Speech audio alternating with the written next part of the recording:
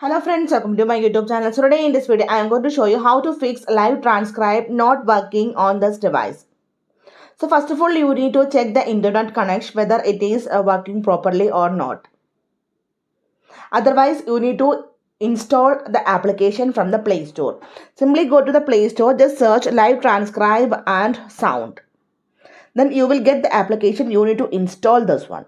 I already installed this. Is an inbuilt application. Already installed in this device, and you need to enable the microphone permission on this application, and also you need to update if is there any updates are available. You need to update the software, and just you need to restart your phone also. If the live transcribe stops working or does not detect speech, these quick settings fixes can solve the problem easily.